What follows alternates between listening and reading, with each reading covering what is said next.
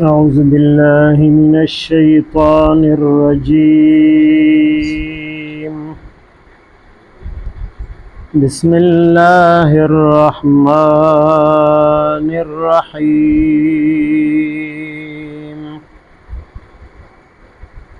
ولو نزلنا عليك كتابا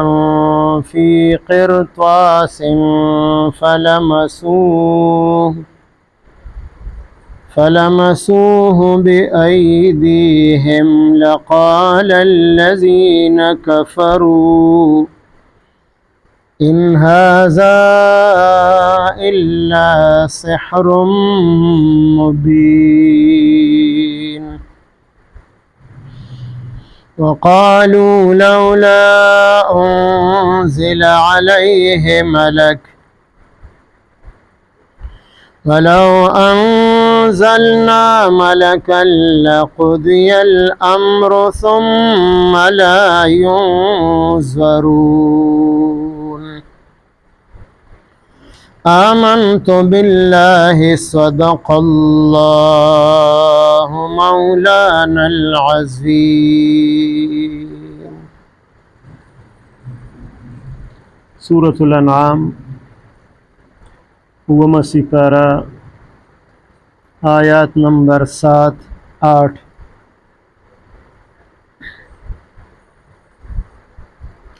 مخی آیت مبارک کی د مکی مکرمه د مشرکانو د الله په نعمتونو باندې ناشکری او کفر ذکر شو او د هغې د هلاکت ذکر او شو چې هغې د خپلو ګناهونو په وجه د الله د نافرمانو په وجه باندې مخکنی خلق هلاک شوي دي، نو تاسو هم الله پاک هلاکولی شي. او په دې موجوده دوه آیاتونو مبارکو کې د هغې دوه مطالبې ذکر دي. یو مطالبه د هغې دا وه د مشرکانو چې څنګه مخکني آسماني کتابونه الله پاک په یو وخت باندې په یو ځل پوره کتاب نازل کړی دی. تورات کتاب ټول په یو ځای نازل شوی دی،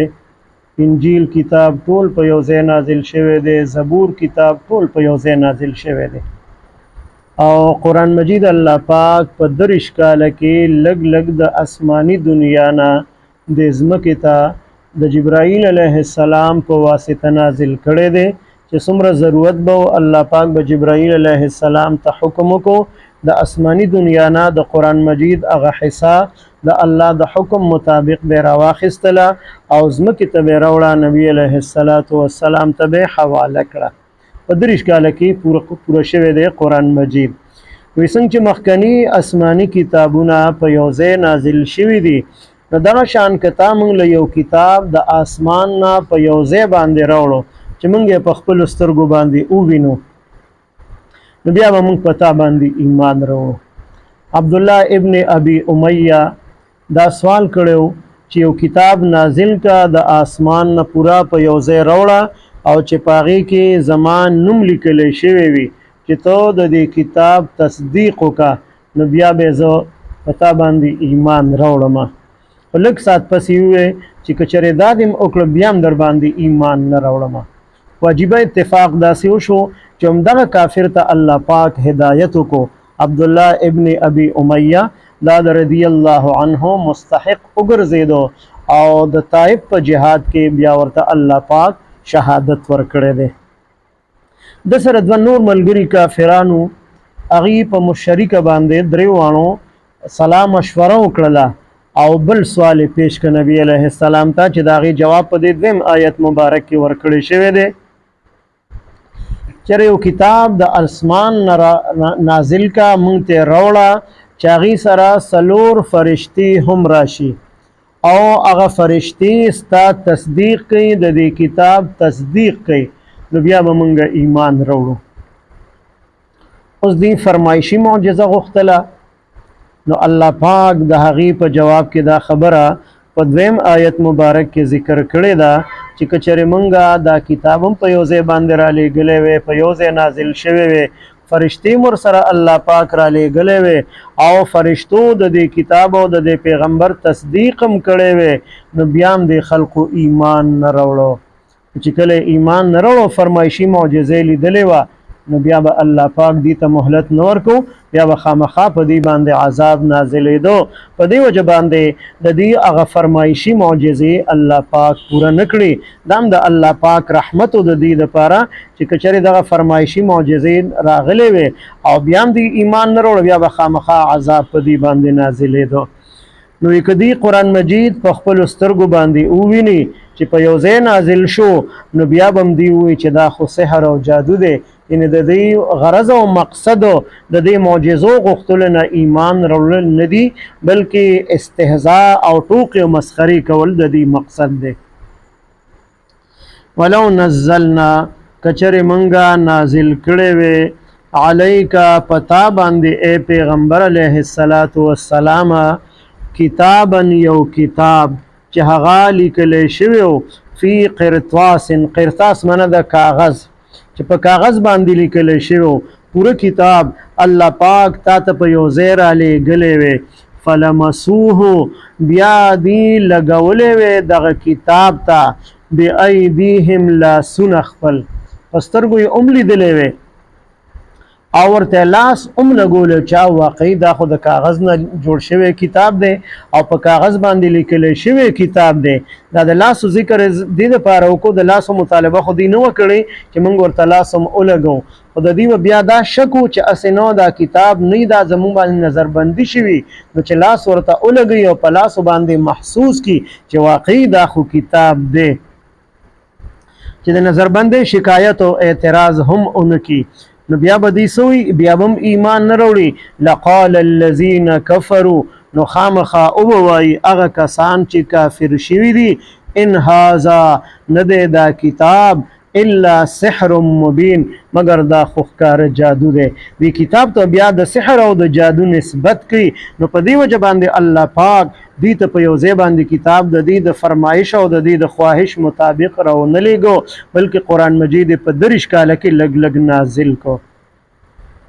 دویمه مطالبه د دې دا وه چې د قرآن مجید سره د 4 فرشتې نازل شي 4 فرشتې د اسمان نه راکوزي شي چې هغه د دې کتاب هم تصدیق کوي او د نبی علیه السلام هم تصدیق کوي ناول د دې سوال ذکر دی بیا جواب ذکر دی وقالو او اویل د کافرانو او مشرکانو د مکې مکرمې لولا انزل علیه ولی ننازلیږي د پیغمبر علیه السلام باندې ملکن یو فرشته څنګه چې عبد الله ابن ابي امیه ویلو چې یو فرشته دې مر سره نازل شي او چې هغه تصدیق کوي د دې کتاب او د دې پیغمبر تصدیق مونږ ته کوي یا د هغه دوانو ملګرو دا ویلو چې 4 فرشتې دې نازل شي د کتاب سره نو بیا به مونږ ایمان راوړو نو الله پاک دا غي جواب کوي ولو انزلنا کچری منګه نازل کړي وي ملکن فرشتہ د دې کتاب سره کتابم په یو ځای راغلی او د دې د خواهش مطابق 4 فرشتي یا د دې د خواهش مطابق یو فرشتہ د کتاب سره الله پاک د ځمکې ته رالیږلی وي او هغه فرشتي تصدیق د دې کتاب کو چې دا کتاب د الله دی دا پیغمبر علیه السلام د الله رښتینی پیغمبر دی نو بیا به دوی ایمان نه راوړو لقضی الامر نو خامخا ختم شوی و معامله د دوی فیصله به شوی و عذاب براغلی او د دې کافرانو او مشرکانو نام و نشان به الله پاک د دنیا نه ختم کړو ثم لا ينظرون بیا به دوی ته مهلت نو ورکړی شوی مزید مهلت به الله پاک دوی ته نه ورکو وخت ورته بیا نه ورکو چې دې نه پس به دوی نورې معجزې غواړي او بیا به هغه معجزې ښکاره کېږي او دوی به ایمان نه راوړي نو فورا به الله پاک په دوی باندې عذاب رالیږلی وي نو دغه وجه ده چې د دې هغه فرمایشي معجزې الله پاک دوی ته ښکاره نه کړي ورنه په دوی باندې به دنیا کې عذاب نازل شوی ولو نزلنا علیکا کچری من نازل کړي وي پتا باندې کتابن یو لیکل شوی کتاب په یو ځای باندې فی قرطاس چې لیکل شوی په کاغذ کې فلمسوه بیا دی لګولې وې دغه کتاب ته بأیدیهم لاسونه خپل لاسونه وروړي وې او محسوس کړي وې چې واقعي دا کتاب دی دا په کاغذ لیکل شوی دی لقال الذين كفروا نخامخا او بوای هغه کسان چې کافران دي ان هذا ندی دا کتاب الا سحر مبین مگر دا خوښکاره جادو دی وقالوا او اول دی مشرکانو د مکی مکرمه لولا انزل علیه ولی ننازلیږي د پیغمبر علیه السلام سره ملک یو فرشتہ چې د تصدیق کوي ولو انزلنا ملکا کچری منگ را لګلې وې یو فرشتہ د پیغمبر علیه السلام سره لقضی الامر نو خامخا ختم شوی به معامله قصه به ختم شوی و د کافرانو عذاب به نازل شوی ثم لا ينظرون بیا ودی ته مهلت نو ورکړې شوی اللهم صل على سيدنا محمد وعلى آل سيدنا ومولانا محمد مبارك وسلم رب اجعلني مقيم الصلاة ومن ذريتي ربنا وتقبل دعاء ربنا اغفر لي ولوالدي وللمؤمنين يوم يقوم الحساب ربنا اغفر لنا ولإخواننا الذين سبقونا بالإيمان ولا تجعل في قلوبنا غلا للذين آمنوا ربنا إنك رؤوف رحيم ربنا هب لنا من أزواجنا وذرياتنا قرة أعين واجعلنا للمتقين إماما وصلى الله تعالى على خير خلقه محمد وعلى آله وأصحابه أجمعين آمين.